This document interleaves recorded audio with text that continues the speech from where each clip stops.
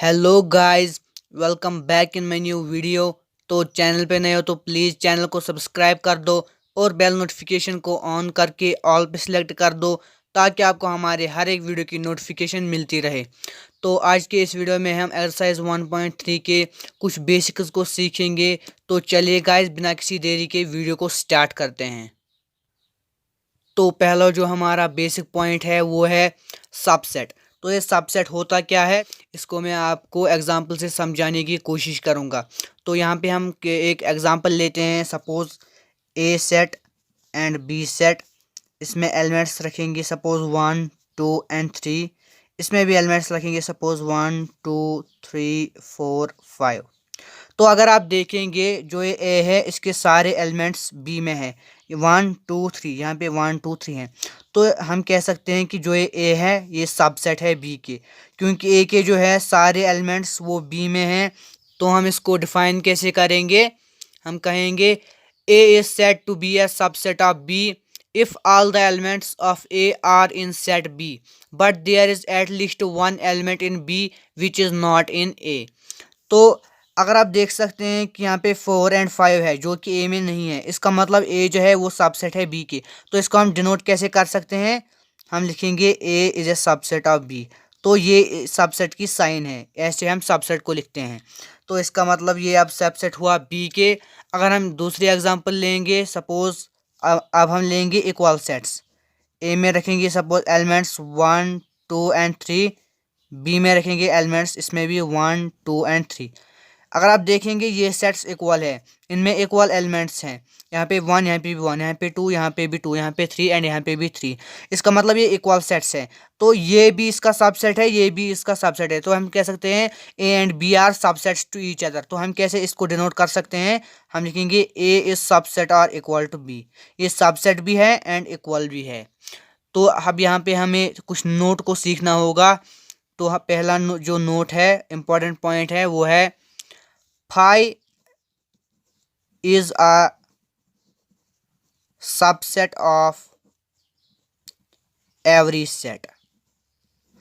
तो यहाँ पे जो पहला इम्पॉर्टेंट पॉइंट है वो है, जो ये फाई है वो सबसेट ऑफ एवरी सेट होता है। जो भी कोई सेट है उसमें फाई सेट जो है वो सबसेट है उसका।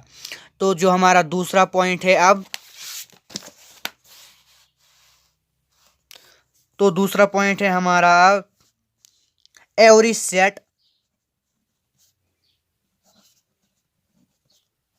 is a subset to itself। तो हर कोई सेट जो होता है वो अपने आप का सबसेट होता है, उसके ऑल एलिमेंट्स उसमें होते हैं। इसका मतलब जो हर कोई सेट होता है वो सबसेट टू इटसेल्फ होता है।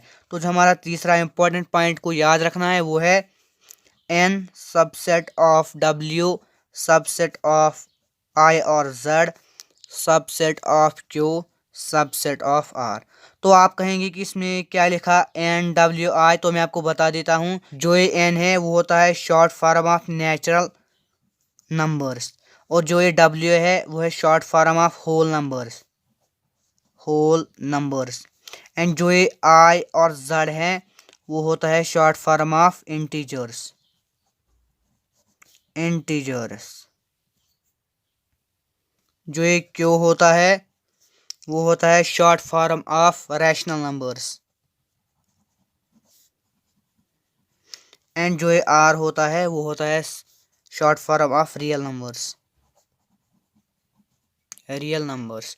तो अब मैं आपको एक फार्मूला बता देता हूं जिसके ज़रिए आप नंबर ऑफ सबसेट्स को इजीली फाइंड आउट कर सकते हैं कि एक सेट के कितने सबसेट्स हैं। तो वो फार्मूला है 2 पावर n। तो यहाँ पे जो ये n है वो है number of elements of a set.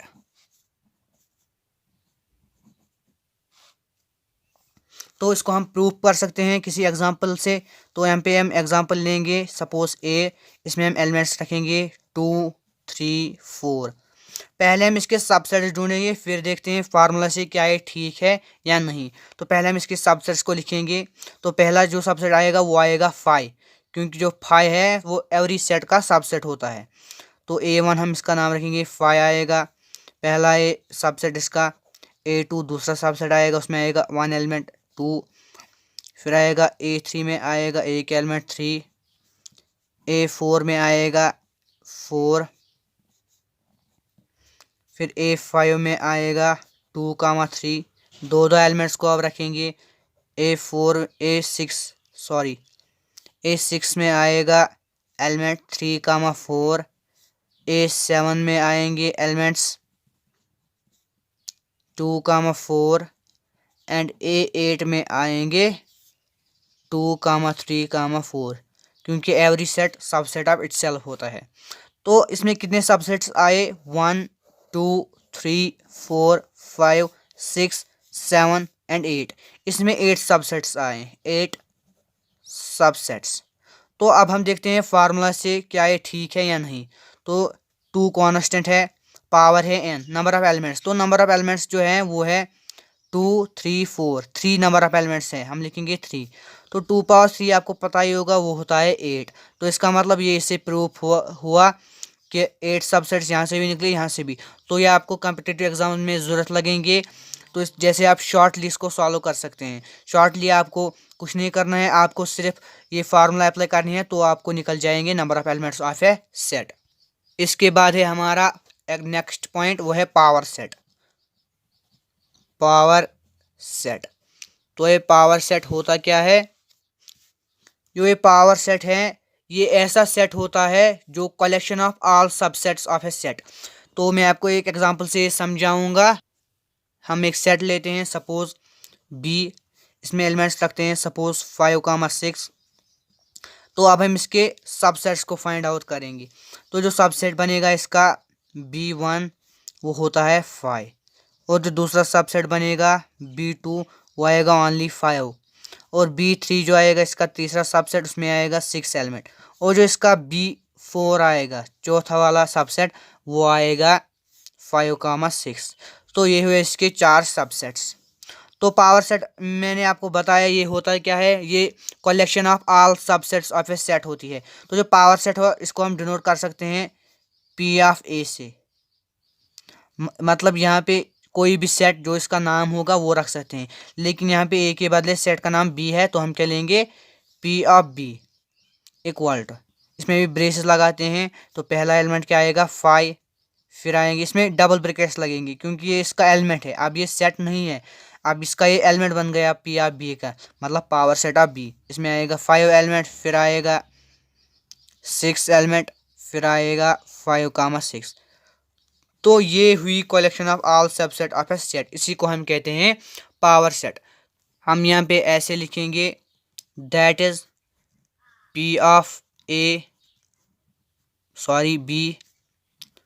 contains 4 elements, क्योंकि 4 एलिमेंट्स हैं, 1 एलिमेंट 2 एंड 3 एंड 4। 4 एलिमेंट्स है इसमें। अब ये इसके एलिमेंट्स हुए, यहाँ पे इसके सबसेट है। हम क्या लिखेंगे? That is P of B contains 4 elements which are subsets of B, क्योंकि B के सबसेट्स है। तो होप कि आप सभी को समझ आ चुका होगा और आज का लेक्चर यहीं तक था। तो चलिए गाइज, मिलते हैं अपने नेक्स्ट वीडियो में, तब तक के लिए गुड बाय।